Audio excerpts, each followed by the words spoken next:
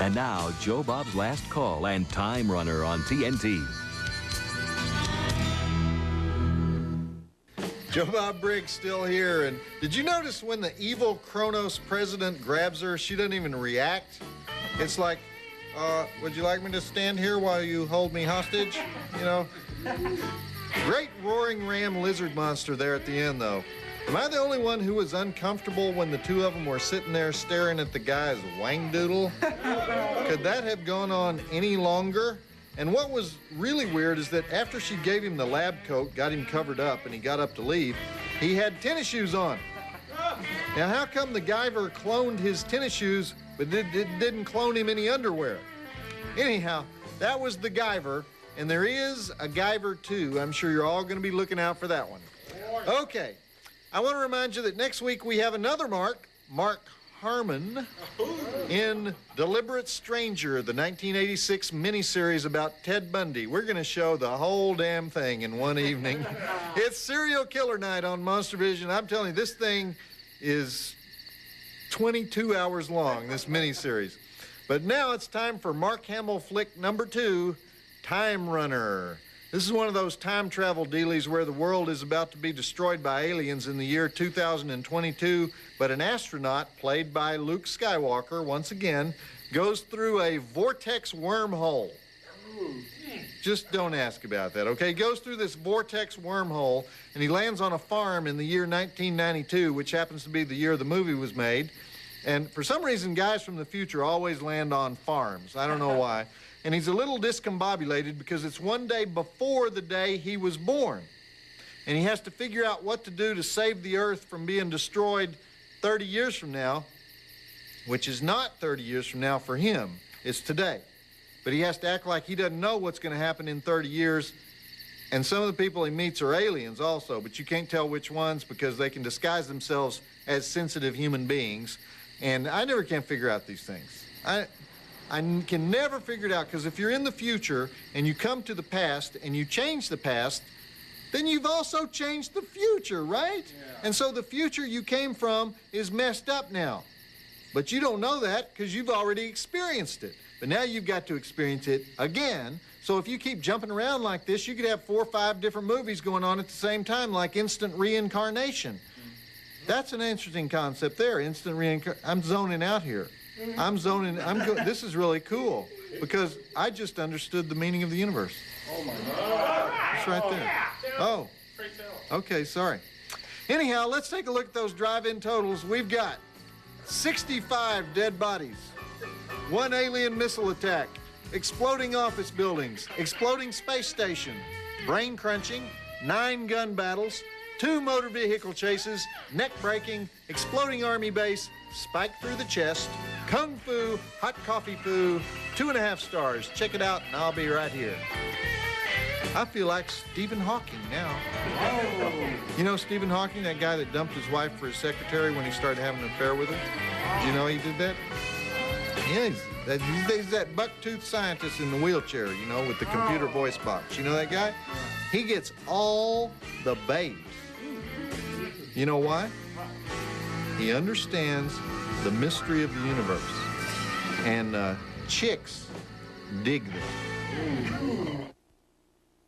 You know, there just aren't that many things that are scary anymore, are there? Fortunately, one of them is our Monstervision website, which is where we put the viewer mail we're too chicken to actually put on TV. Did you people have mothers that write this stuff? Good grief. You can also check out the weekly Playmate, provided your taste in centerfolds runs to scaly mutants and saber-toothed vixens. Just head on over to tnt.turner.com/Monstervision, and when you get there, do me a favor, okay? Keep it in the ballpark area of borderline psychotic. Don't go into that other zone, all right? We got kids logging on. Some of them are already mutating. Visit the Monstervision website at tnt.turner.com/Monstervision. Back to Joe Bob's Last Call and Time Runner on TNT. Okay, I'm confused. There's a war going on in the year 2022, right? And everybody in the space station gets exploded except this one guy, Mark Hamill. and he spirals through a wormhole and lands in Oregon on a farm and starts seeing holograms and rubbing his head a lot and staring into the future. Only it's not really the future for him, because he should be in the year 2022. So he's really having flashbacks, but he sees the white-haired guy shoot this old lady. But it didn't really happen. It's something that's gonna happen. And then the next thing you know is he's a hostage, but he talks his way out of it, and then the white-haired guy comes and crunches the farmer's head. And meanwhile, we've got the whole Ray Dawn Chong subplot where she's running around trying to figure out what's up. See, this movie was made by guys in Canada. That explains part of it right there. It's the same guys who made Project Shadow Chaser, which also didn't make a lick of sense. But we're gonna give this a chance. I'm trying. I'm gonna try to map this baby out for you, okay? Oh yeah, and there's also 5 guys in a missile silo somewhere trying to fight off the invading aliens in the year 2022 and yelling at one another a lot, saying, "Damn it, where's Murphy?" You know, stuff like that. Does that about sum it up? Is that what's going on so far? I hope so. Okay, back to the flick. See, all this sci-fi time travel stuff, it started with Terminator. Yeah. Remember when Arnold Schwarzenegger gets dumped naked on the street and he's the evil hitman from the future? So they're thinking, well, we'll do the Canadian version of Terminator, but with Luke Skywalker. Better not have him naked, though, because that could get ugly. All right, if you're going to write into us here at Monstervision and share your gripes, your opinions, whatever, and you're a woman under 140 pounds, single, and you don't have any strong opinions about any of the most common vices that men have, then I want you to use my home address because it's quicker. So just send those letters. What? I cleared this. I can do this. I'm telling you, we had a 3-hour meeting about this. It's not an attempt to get nookie on TV. Well, you don't have to use that word. Look. All right, look, I'm going to have to get back to you later. But meanwhile, just keep writing to us at 1010 Techwood Drive, Atlanta, Georgia, 30318, and emailing us at monstervision@turner.com. I like Superfly. What are you saying about Superfly? Why do you use that word? What's the implication there? Visit the Monstervision website at tnt.turner.com/Monstervision.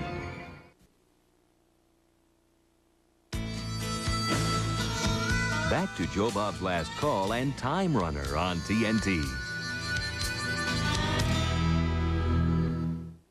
Doesn't Mark Hamill look like he just got over a 3-day drunk in this movie? No wonder he's been hiding out in voiceover work. But he does turn up every few years in these B movies. I thought maybe he'd get better pictures when they re-released Star Wars, because I think he's pretty good. But he kind of disappears for long periods of time, and then he turns up as the time-traveling astronaut in a Canadian Sci-Fi cheapie. So, my kind of actor.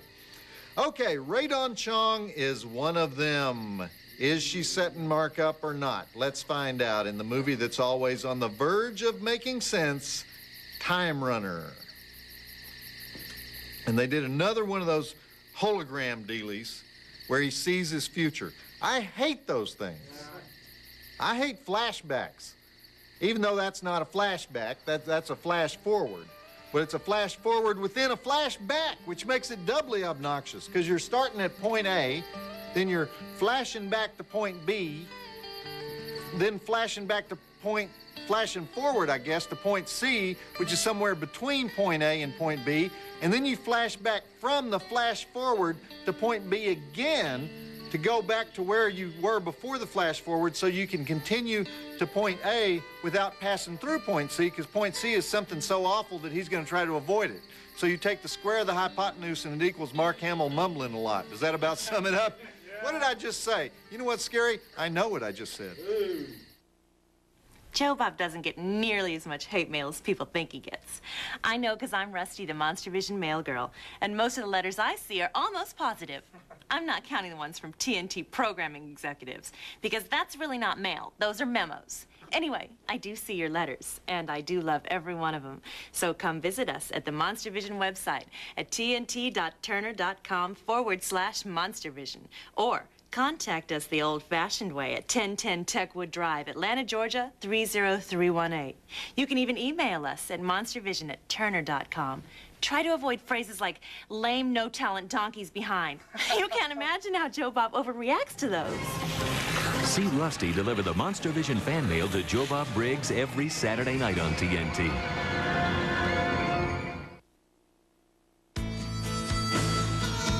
Back to Joe Bob's Last Call and Time Runner on TNT.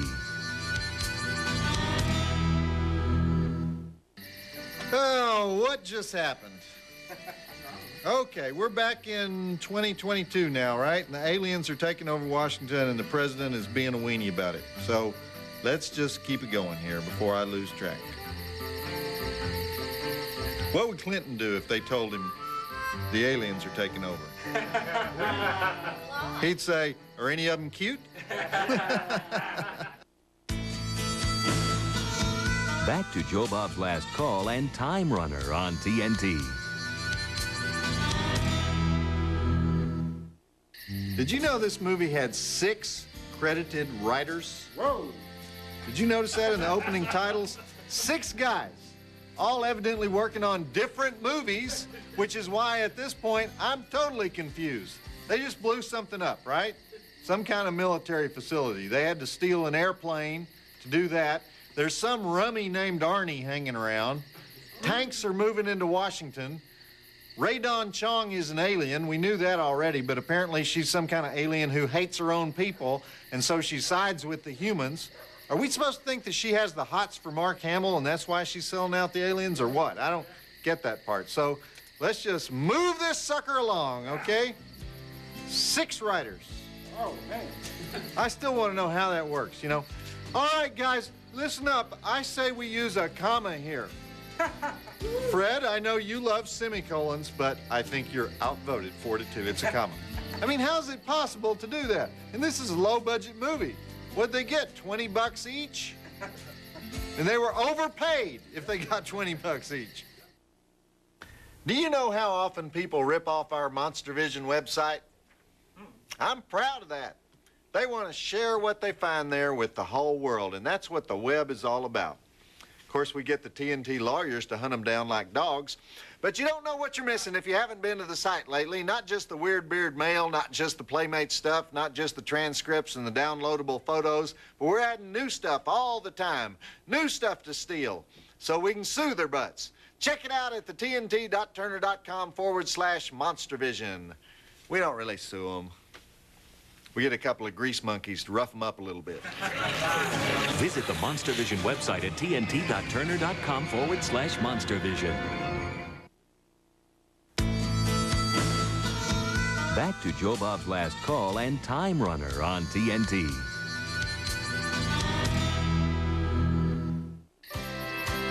So the president is an alien. We already knew that, though, didn't we? Because of the scene where Ray Don Chong calls up his name on the computer, and it's John Neela. The guy who's running for senator in 1992, and then he becomes president in 2022. N-E-I-L-A. Neela, get it? Backwards. A-L-I-E-N. See, that's just like those sneaky aliens. They knew we would never figure that out, spelling backwards. You know what makes these aliens dangerous, though? They're the only aliens in the history of the movies that decide to take over the world through grassroots politics. They're going to earn their way into power by good old solid Democratic get-out-the-vote efforts. We'll elect our man to the White House, and then we'll kill all the humans. 6 writers on this movie. Took 6 writers, count them, 6 writers to turn this baby out. Okay, back to Time Runner. You know, I'm thinking about applying for one of those forest ranger jobs, you know? Oh, yeah. You sit up in the tower, you eat ham sandwiches, you call in once an hour, no fires today, you know? Count the bears. Every once in a while, you pick up a Snickers wrapper, you know? I got to get rid of this stress. Oh, yeah. You know, I always just enjoy so much reading the viewer mail, especially the hate mail. Makes me feel humble as a person. Of course, I'm not as likely to read that on the air. So if you want me to read your mail on the air, try sucking up to me. That works better. And send copies to the bigwigs over at the network. Send your letters care of Monstervision at 1010 Techwood Drive, Atlanta, Georgia, 30318. Emails go to monstervision@turner.com. Or visit the Monstervision website. You can do it from there. But don't send the high sheriffs the negative comments, because they're just not used to it like I am. They tend to overreact a little bit. Visit the Monstervision website at tnt.turner.com/monstervision. Back to Joe Bob's Last Call and Time Runner on TNT.